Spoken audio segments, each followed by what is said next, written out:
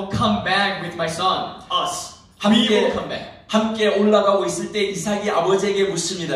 You know, when they were climbing upon the mountain together, Isaac asked Abraham a question. 아버지, 불과 칼은 다 있는데 오늘 번제할 양은 어디 있습니까? 라고 묻습니다. Daddy, we have the knife and the fire over here, but where is the lamb that we are about to sacrifice? 이때 이삭은 내가 번제물입니까? 라고 물은 것입니다. Then Isaac was actually asking that, am I the burnt offering? 제가 꼭 죽어야 되는 것입니까? 라고 물은 것입니다. Am I supposed to definitely die? 이것은 하나님의 영이 임하였기 때문에 자기가 제물되는 것을 알고 올라갔다는 것입니다. That clearly says that because the Holy Spirit of God was upon Isaac, he knew that he's going to serve as the sacrifice for the burnt offering.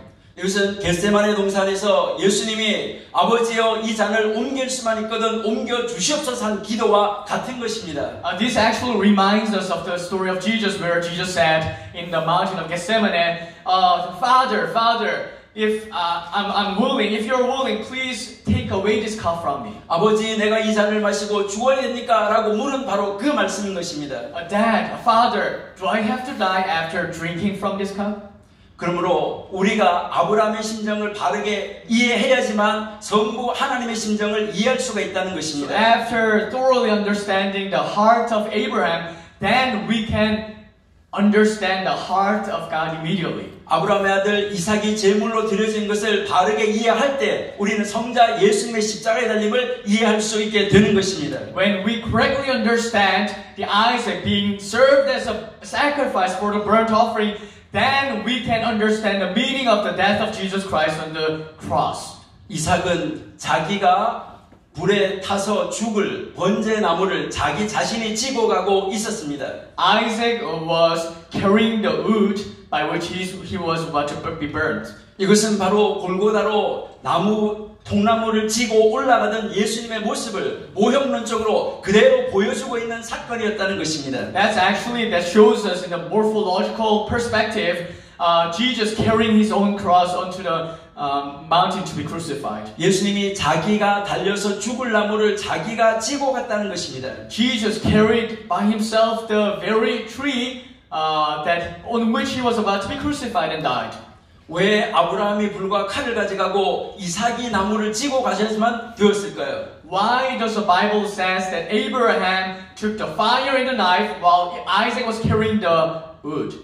여러분, 바로 이 모리아산이 성전산입니다. Because this Moriah is the temple, holy temple. 이 모리아산에 솔로몬이 성전을 세운 것입니다. On the very place of this mountain of Moriah, Solomon built the temple. 바로 그 성전산이 갈보리산이고 예수님이 돌아가신 산입니다. And on that very mountain is the mountain of Calvary where Jesus was crucified and died. 우리가 창세기에서 우리가 오경에서 하나님의 영을 발견하지 못한다면 If we fail to recognize the presence of the Holy Spirit from Genesis and the Pentateuch, 성경 어디에서도 우리는 하나님의 영을 찾을 수가 없을 것입니다. then in no place in the Bible would us be able to find the trace or the presence of the Holy Spirit in other scripture. 하나님은 하나님의 영을 통하여서 일하시고 계십니다. Because God works through His Spirit. 하나님의 영이 임한 사람을 사용해서 일하시는 것입니다. God works through the people on whom the Holy Spirit resides. 하나님은 하나님의 달력을 따라 하나님의 스케줄을 따라 일하시는 것입니다. God works according to His calendar and according to His schedule. 여러분들이 잘 아신 대로 레위기 23장에 보면 하나님의 절기가 나오고 있습니다. As you may know, in Leviticus chapter 23, we can see the festivals of God. 금년은 아주 특별한 해라고 생각이 됩니다. I think this year is a very special year. 제가 유대인 달력을 오늘 보여드릴 수 없는 것이 좀 아쉽습니다. I feel so regretful for not being able to show you the Jewish calendar over here on the screen. 예수님께서 니산월 14일에 십자가에 달려서 돌아가셨습니다. Jesus was crucified and died on the cross on the 14th of the month of Nisan.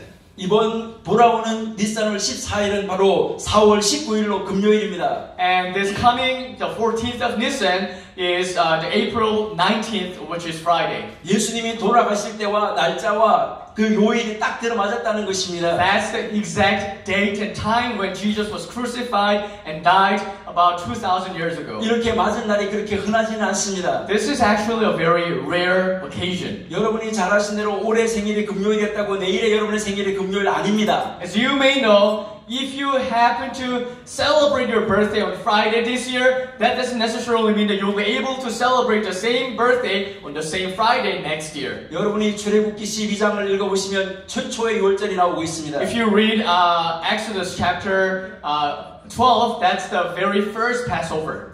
최초의 유월절 열흘날 하나님이 모세와 백성들에게 말을 했습니다. The 10th day of the very first Passover, God spoke to the Israelite people through to Moses. 유월절에 잡을 양을 선택하라고 말했습니다. God said you have to choose the lamb that you're going to slaughter on the day of Passover. 예수님께서 나귀를 타고 입성하신 다음 월요일 날이 바로 10일입니다. And that's the day of 10th is the day when Jesus traveled to enter the Jerusalem temple, the city of Jerusalem, riding a donkey. That's the right after the Monday. 그날 나무를 저주하고 성전에서 그 파는 상을 엎었을 때 When Jesus cursed the fig tree and overthrown all the tables selling the stuff near the temple, 지도자들은 예수님을 죽이기로 결정한 날입니다. the Jewish leaders, that's the very specific day when the Jewish leaders determined to kill Jesus. 바로 최초의 유월절 양을 죽이기로 선택한 날 예수님은 잡히기로 죽임을 당하기로 선택되어진 것입니다. On the very first day, on the very same day, when the Passover lambs were chosen, Jesus was determined to be killed.